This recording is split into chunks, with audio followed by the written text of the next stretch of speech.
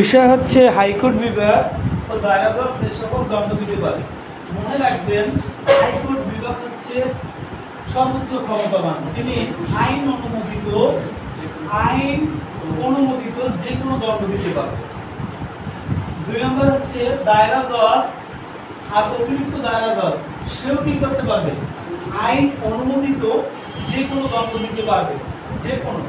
কিন্তু এখানে একটা শর্ত আছে, এই শোনে না কেন? দেখে কি লিখে শুনেন আগে। হাইকোর্ট বিভাগ আইন অনুমোদিত যে কোনো দণ্ড দিতে পারবে, দায়রা জজ কি করতে পারবে? আইন অনুমোদিত যে কোনো দণ্ড দিতে পারবে, কিন্তু এখানে একটা শর্ত আছে। দায়রা জজের ক্ষেত্রে একটা শর্ত আছে। শর্তটা কি? দায়রা জজ মৃত্যুদণ্ড দিলে, কি দিলে? মৃত্যুদণ্ড দিলে 374 ধারার বিধান মোতাবেক ওই নথিপত্র হাইকোর্টে পাঠাইতে হবে। কথা বুঝছেন?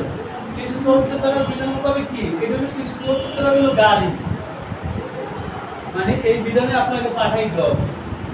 আর হাইকোর্ট বিভাগ 376 ধারা মোতাবেক সেটা যাচাই বাছাই কইরা মৃত্যুদণ্ড চাইলে বহাল রাখতে পারে, অথবা আসামিকে খালাস দিতে পারে, অথবা কি সে সেটাকে যাবজ্জীবন করে দিতে পারে, তাতে কোনো সমস্যা নাই।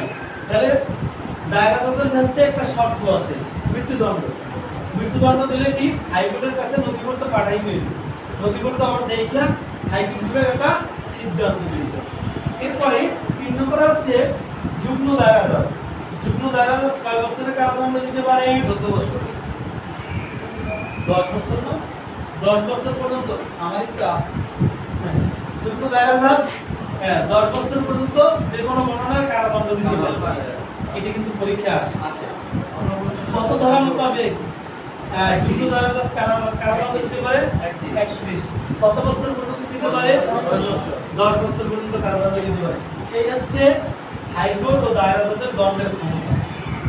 এখন লেখা দায়রা জজ যদি তার ক্ষমতা অতিরিক্ত দায়রা জজকে সমান দিতে পারে।